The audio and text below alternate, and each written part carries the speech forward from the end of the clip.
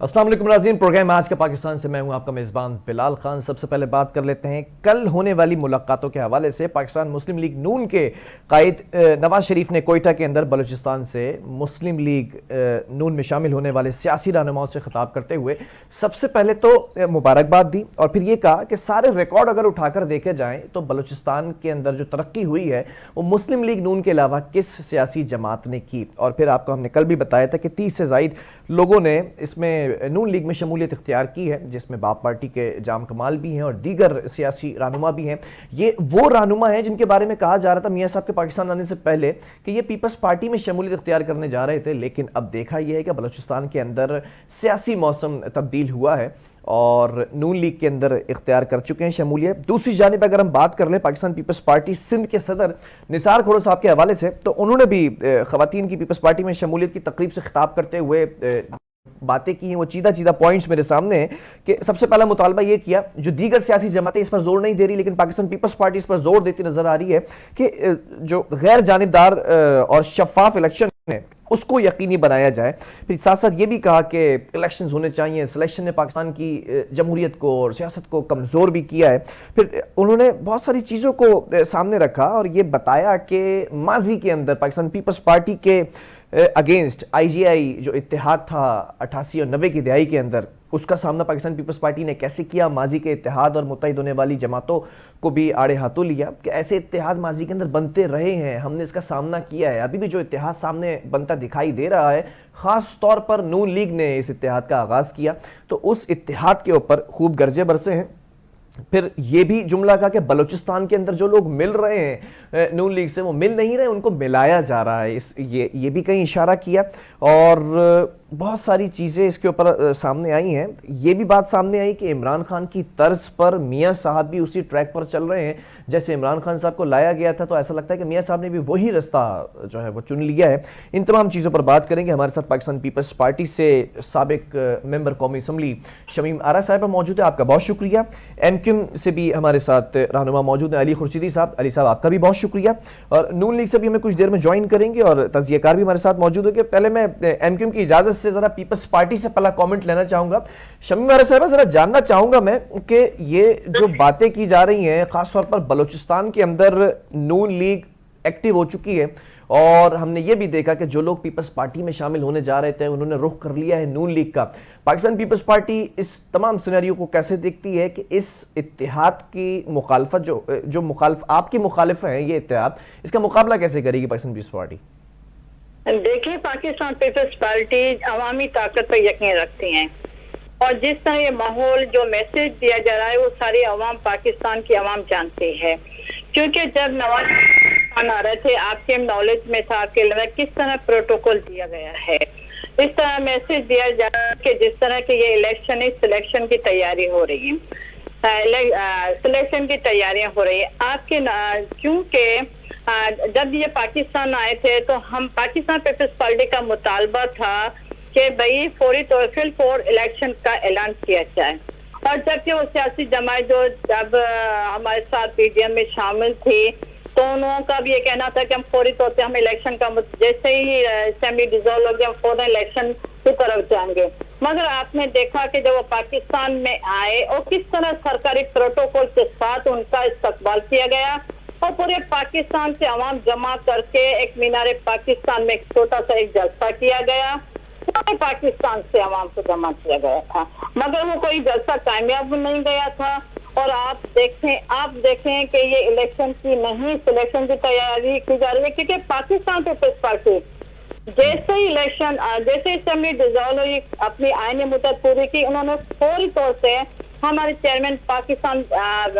बिलाल भुट्टो जरदारी साहब ने election commission से मुतालबा किया कि फौरी तौर से इलेक्शन कराए जाए। मगर इलेक्शन कमीशन ने कोई ऐलान नहीं किया। वो एक अदालत के थ्रू जो कि गैर आईनी था, गलत का रास्ता था, क्योंकि इलेक्शन का ऐलान करना इलेक्शन कमीशन का काम था जो कि नहीं हुआ। वो सुप्रीम कोर्ट के थ्रू इलेक्शन का टाइम दिया गया है जो कि 8 फरवरी है। ठीक है अली साहब, इस पर मैं ज़रा कमेंट भी लेना चाहूँगा और एक सवाल भी मेरे पास आपके लिए ये है कि नून लीग के साथ माजी से अगर उठा के देखा जाए, माजी कदीम से और माजी करीब तक, 3 دفعہ آپ اتحاد میں رہ چکے ہیں, اتحادی جماعت بن کر سامنے آئے ہیں, لیکن جب اتحاد رہا ہے, جب تک ایم کیو ایم کے خلاف آپریشنز بھی ہوئے ہیں, 13 کا آپریشن مجھے یاد ہے جب ایم کیو ایم دھڑوں میں بڑھ گئی تھی, اب یہ تمام دھڑے مل کر انضمام ہو چکا ہے, متحد ہو چکے ہیں. پھر 18 کے اندر آپ نے خان صاحب کا بھی ساتھ دیا, پھر اس کے بعد ہم دیکھتے ہیں کہ عدم اعتماد کی تحریک آتی ہے تو اس میں بھی خان صاحب کے خلاف پی ڈی ایم کا ساتھ دیا جاتا ہے. اب ایک بار پھر ہم یہ دیکھ رہے ہیں کہ پری الیکشن الائنس ہو چکا ہے, تو کیا ایم کیو ایم ہمیشہ, اگر میں اس کو دوسرے لفظوں میں کہوں, دوسری سیاسی جماعتوں کے جو لفظ استعمال ہو رہے ہیں, مفاہمت کی سیاست پر ہی یقین رکھتی ہے, وہی روش اختیار کی اس بار بھی؟ سب سے پہلے تو بہت بہت شکریہ, آپ نے پروگرام میں مدعو کیا, اور آپ کا سوال ہے تو میں آپ کے سوال کے جواب اس طرح دوں گا کہ سب سے پہلے تو میں کلیئر کر دوں کہ کوئی اتحاد نہیں ہے جو آپ نے بتایا مسلم لیگ نون اور ایم کیو ایم کا. دیکھیے پاکستان کی جتنی بھی بڑی سیاسی جماعتیں ہیں, چاہے وہ مسلم لیگ ہو, نواز ہو, یا اگر ہم سندھ کی بات کریں جو پچھلے 15 سالوں سے یہاں پر پیپلز پارٹی رول کر رہی ہے, تو جو بڑی سیاسی جماعتیں ہیں ان کے ساتھ ایک بنیادی نقطے پر ہم چاہ رہے ہیں کہ کوئی اوپینین ایسا ڈیولپ کر لیا جائے کہ جس میں پاکستان کی عوام کے لیے بہتری نظر آئے. جمہوریت میں ہو رہا کیا ہے, یہاں پہ جتنی بھی نون لیگ سے ہماری ڈسکشن ہوئی, آپ اس کا پورا اعلامیہ اگر پڑھیں گے تو اس میں بڑی چیزیں کلیئر ہیں, واضح ہیں کہ ہم ایم کیو پاکستان ایک چارٹر ڈرافٹ کر رہی ہے کہ جس میں ہم آئینی ترامیم کی بات کر رہے ہیں, وہ ترامیم کے جس کا تعلق خالصتاً عام عوام کے تک جو ہے وہ جمہوریت کے ثمرات کو پہنچانا ہے, جس میں ہم نے سب سے پہلے پرائم فوکس جو رکھا ہے وہ رکھا ہے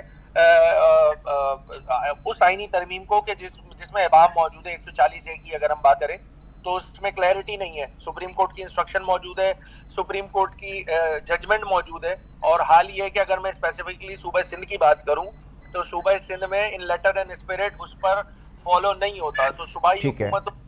اپنی منمانی ہوتی ہے اور صوبائی حکومت کا جب جو دل چاہتا ہے وہ کرتی ہے. دوسری بات یہ ہے کہ جب 2010 میں 18ویں آئینی ترمیم کی گئی تھی, اور 18ویں آئینی ترمیم کی امپلیمنٹیشن کے بعد ہو رہا یہ تھا کہ فائنینشیل اتھارٹیز, یا اگر میں عام لفظوں میں کہوں کہ جو پیسہ ہے جس سے ملک اور صوبے چلتے ہیں, وہ پیسہ وفاق سے اٹھ کے, وہ فنڈز وفاق سے اٹھ کے صوبوں میں تو آ گئے, مگر 18ویں ترمیم کی اسپرٹ یہ تھی کہ اس کو جو ہے ٹرکل ڈاؤن ہو کے ڈویژن کی سطح پہ اور پھر ڈسٹرکٹ کی سطح پہ اور اس کے بعد ٹاؤن اور پھر یو سی کی سطح پہ جانا تھا. انفارچونیٹلی 2010 سے اگر میں صرف سندھ کی بات کروں تو وہ فائنینشیل اتھارٹی یا وہ 18ویں ترمیم کے ثمرات جو ایک عام عوام تک آنے رہے, وہ کہیں جا کے وفاق سے نکل کے, میں آپ کو اس میں تھوڑا سا کلیریفیکیشن کر دوں کہ دیکھیے 18ویں ترمیم کے بعد جتنی بھی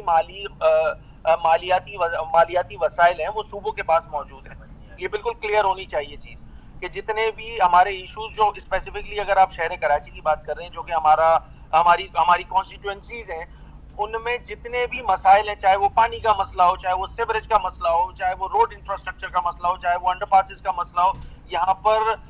جتنے بھی بنیادی ضروریات زندگی سے ریلیٹڈ جو مسائل ہیں وہ سارے پرٹین کرتے ہیں پروونشل گورنمنٹ سے, اور پروونشل گورنمنٹ میں we are not the part of provincial government since 10 years. تو اگر